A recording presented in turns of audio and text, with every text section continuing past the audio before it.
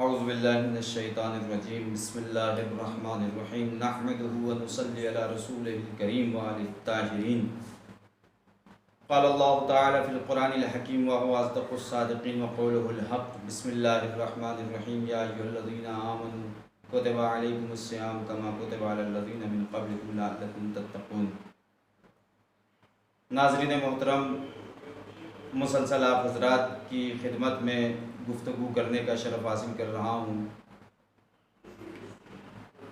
ماہ رمضان اور خصوصیات قرآن کے عنوان سے کل گفتگو کی تھی، جس میں سورہ یونس کی 57ویں آیت، جس میں 4 خصوصیت قرآن کی بیان کی گئی ہے، جس میں سے ایک خصوصیت کا ذکر میں نے کیا تھا۔ آج اس کی دوسری خصوصیت آپ حضرات کی خدمت میں بیان کرنا ہے۔ یا ایھا الناس قد جاءتکم موعظۃ من ربکم، اے لوگو بالتحقیق تمہارے پروردگار کی جانب سے تمہارے لیے موعظہ، واعظ و نصیحت آئی اس قرآن مجید میں۔ وشفاء لما فی الصدور، دوسری خصوصیت، اور شفا ہے اس بیماری، اس مرض کے لیے جو تمہارے سینوں میں ہے۔ وہدن، اور یہ کتاب ہدایت ہے، تیسری خصوصیت۔ ورحمۃ للعالمین، ورحمۃ للمؤمنین، اور یہ کتاب رحمت ہے مومنین کے لیے، جو چوتھی خصوصیت ہے۔ آج صرف دوسری خصوصیت کا تذکرہ کرنا ہے۔ دوسری خصوصیت یہ شفا ہے۔ شفا کے سلسلے میں قرآن مجید قل ھو للذین آمنوا ھدی وشفاء، سورہ فصلت میں اللہ فرما رہا ہے، اے رسول کہہ دو یہ کتاب ان لوگوں کے لیے جو اللہ پر ایمان لائے، کتاب ہدایت اور شفا ہے۔ پھر اس کے بعد اللہ فرما رہا ہے وَنُنَزِّلُ مِنَ الْقُرْآنِ مَا هُوَ شِفَاءٌ وَرَحْمَةٌ لِلْعَالَمِينَ، ہم نے قرآن میں مومنین کے لیے شفا اور رحمت کو نازل کیا۔ قرآن شفا ہے، اس کا کیا مطلب؟ قرآن شفا ہے۔ انسان 2 طرح کا مریض ہوتا ہے۔ ایک تو انسان کا جسم مریض ہوتا ہے، مثلا انسان کو بخار آ جائے، سر میں درد ہو جائے، دانت درد کرنے لگے، ہاتھ درد کرنے لگے، پیر درد کرنے لگے، اور دیگر امراض۔ دوسرا مرض انسان کا روحی مرض ہوتا ہے، اس کی روح مریض ہو جاتی ہے، اس کی روح میں بیماری آ جاتی ہے۔ روح کی بیماری کیا ہے؟ کینہ ہے روح کی بیماری، حسد ہے روح کی بیماری، بغض ہے روح کی بیماری، خود پسندی روح کی بیماری ہے۔ اب ان بیماریوں سے اگر انسان کو شفا حاصل کرنی ہے تو قرآن انسان کے لیے شفا ہے۔ لیکن یہ شفا کب حاصل ہوگی؟ شفا اس وقت حاصل ہوگی جب انسان قرآن کو پڑھے گا، قرآن سے لو لگائے گا، قرآن کی ہدایات پر عمل کرے گا۔ قرآن شفا ہے کہ کیا مطلب؟ انسان اگر مریض ہو، ڈاکٹر کے ہاں نہ جائے اور صرف قرآن کو پڑھ کر اپنے اوپر پھونکنے لگے، قرآن کو تعویذ بنا کر پہننے لگے، تو کیا وہ ٹھیک ہو جائے گا؟ نہیں، بلکہ قرآن بالکل اس طریقے سے شفا ہے جس طریقے سے اللہ رازق ہے، اللہ رزق دینے والا ہے۔ اللہ نے رزق دینے کا وعدہ کیا ہے اپنے بندوں سے، اللہ رزق دے گا۔ رزق دینے کا مطلب اللہ کا وعدہ ہے، وعدہ الہی ہے، رزق اللہ دے گا۔ تو کیا مطلب اس کا؟ کہ بندہ اپنے گھر میں لیٹ جائے، منہ کو کھول لے آسمان کی طرف، اللہ رزق دے گا، اللہ اس کے منہ میں لقمہ ڈالے گا؟ نہیں، ایسا نہیں ہوگا۔ اللہ رازق ہے تو بندے کے لیے فرض یہ ہے کہ رزق حاصل کرنے کے لیے بندہ اپنے آپ کو باہر نکالے، تلاش رزق میں نکلے، بندہ رزق کو تلاش کرے، تب اسے رزق ملے گا۔ اللہ رزق دے گا لیکن تلاش کرنا بندے کا کام ہے۔ اللہ نے جناب مریم کو جناب عیسیٰ کی ولادت کے موقع پہ جو رزق دیا، تو جناب مریم سے بھی یہ کہا اللہ نے کہ جاؤ اس درخت تک، اس سوکھے ہوئے درخت تک، اسے ہلاؤ۔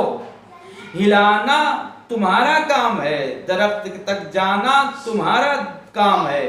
اس سوکھے ہوئے درخت کو ہرا بھرا بنانا، اس میں پھل لانا میرا کام ہے۔ جانا تمہارا کام ہے۔ جناب مریم گئی، درخت کو ہلایا، یعنی اس کا مطلب یہ ہے کہ اگر اللہ کا رزق حاصل کرنا ہے تو انسان کو کوشش کرنا ہوگا۔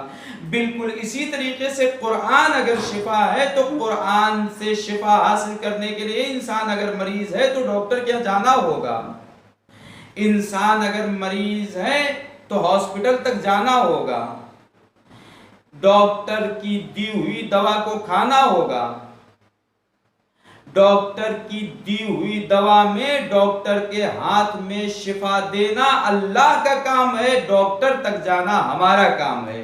جب ہم ڈاکٹر کے ہاں جائیں گے، اس کی دوا کو کھائیں گے تو اللہ اس دوا میں شفا عطا کرے گا قرآن کے ذریعے۔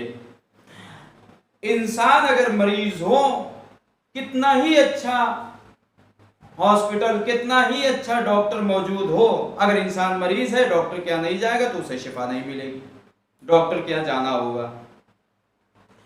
میرے عزیزوں، اسی لیے امام صادق علیہ السلام ارشاد فرماتے ہیں کہ اِنَّا نَبِيًّا مِنَ الْأَنْبِيَاءِ مَرِضًا،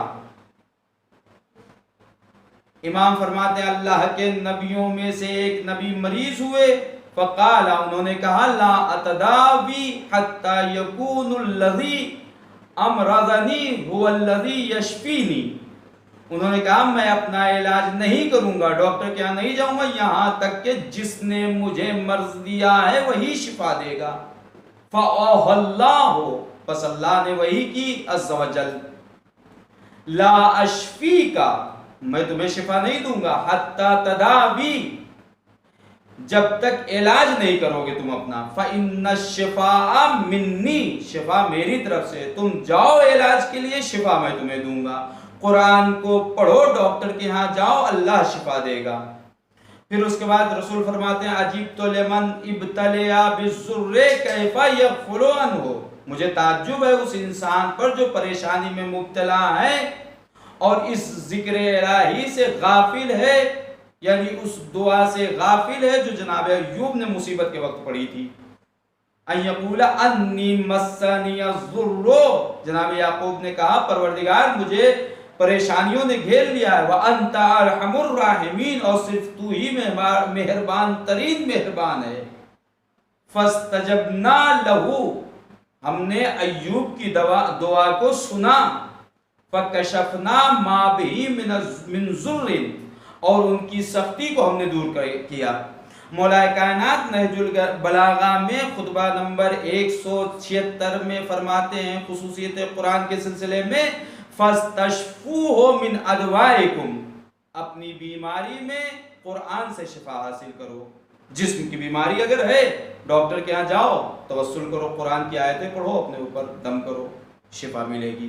وَاسْتَعِينُوا بِهِ عَلَىٰ لَاوَائِكُمْ، اور اپنی مصیبتوں میں اس سے مدد مانگو۔ آج کورونا پھیلا ہوا ہے، قرآن کو تلاوت کریے، قرآن کی تلاوت کرنے کے بعد اللہ سے دعا مانگیے اس ماہ مبارک رمضان میں۔ فَإِنَّ فِيهِ شِفَاءً مِنْ أَكْبَرِ الدَّاءِ وَهُوَ الْكُفْرُ وَالنِّفَاقُ وَالْغَيُّ وَالضَّلَالُ، اس لیے کہ اس قرآن میں بدترین بیماری یعنی کفر، نفاق، گمراہی، سرکشی اور ضلالت کا بھی علاج ہے۔ مولا کائنات نے بدترین بیماری نفاق کو بتایا ہے، کفر کو بتایا ہے، ضلالت گمراہی کو بتایا، حسد کرنا، کسی سے کسی کے بارے میں کینہ رکھنا بدترین بیماری ہے۔ مولا کائنات پھر فرماتے ہیں علیکم بکتاب اللہ، تمہارے لیے کتاب خدا ہے، فإنہ حبل المتین، یہ کتاب خدا مضبوط رسی ہے، والنور المبین، اور مبین نور ہے، چمکتا ہوا نور ہے، والشفاء النافع، اور اس قرآن میں نفع پہنچانے والا علاج ہے، ظاہر نور ہے، نفع پہنچانے والا علاج ہے۔ یہ قرآن مجید کی دوسری خصوصیت تھی جو میں نے آپ حضرات کی خدمت میں پیش کی۔ انشاءاللہ تیسری خصوصیت کو کل پیش کروں گا، لیکن اس سے پہلے گزارش ہے کہ آپ حضرات خود بھی معرفت دین کو حاصل کریے اور دوسروں تک معرفت دین کو منتقل کریے، اس لیے کہ رسول اللہ نے فرمایا ہے ان اللہ و ملائکتہ حتی النملۃ فی حجرہا، بے شک اللہ اور اس کے ملائکہ اور وہ چیونٹیاں جو اپنے بلوں میں ہیں، وحتى الحوت فی البحر، اور وہ مچھلیاں جو سمندر میں، یصلون علی معلم الناس الخیر، یہ درود بھیجتی ہیں اس انسان پر جو لوگوں کو خیر کی دعوت دیتے ہیں، خیر کی طرف بلاتے ہیں۔ لہٰذا اس ماہ مبارک رمضان میں ہمارا فریضہ یہ ہے کہ ہم اپنے آپ کو سنواریں اور لوگوں کو خیر کی طرف بلائیں۔ اور جب انسان عبادت کرتا ہے، اللہ کی بارگاہ میں سجدہ کرتا ہے، تو اللہ اس بندے پر فخر کرتا ہے، مباحات کرتا ہے۔ جس طریقے سے ایک باغبان جب باغ لگاتا ہے اور اس کے بعد باغ تیار ہو جاتا ہے اور سارے درخت پھل دینے لگتے ہیں، تو باغ لگانے والا باغبان خوشحال ہو جاتا ہے، فخر کرتا ہے اس باغ کو دیکھ کر۔ بالکل اسی طریقے سے اللہ اپنے بندے کو جب سجدے کی حالت میں دیکھتا ہے، رکوع کی حالت میں دیکھتا ہے، نماز کی حالت میں دیکھتا ہے، تو اللہ اپنے بندے پر فخر کرتا ہے۔ کیوں؟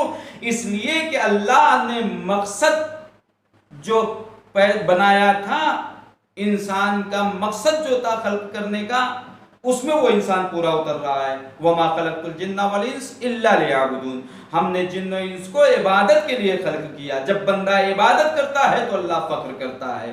لہٰذا ہم سب کو اس ماہ مبارک صیام میں زیادہ سے زیادہ عبادت خدا کرنی چاہیے۔ آخر میں دعا ہے، پروردگار تجھے واسطہ ہے محمد والے محمد کا، اس کورونا جیسی بلا سے نجات عطا فرما۔ جملہ مومنین مومنات کو اس کورونا سے نجات عطا فرما، اس کورونا کو جلد از جلد نیست و نابود فرما۔ میرے معبود امام زمانہ کے ظہور میں تعجیل فرما، ہم سب کو امام کے اعوان و انصار میں شمار فرما۔ ربنا تقبل منا انک انت السمیع العلیم، ما شاء اللہ لا حول ولا قوة الا باللہ العلی العظیم۔ والسلام علیکم ورحمۃ اللہ وبرکاتہ۔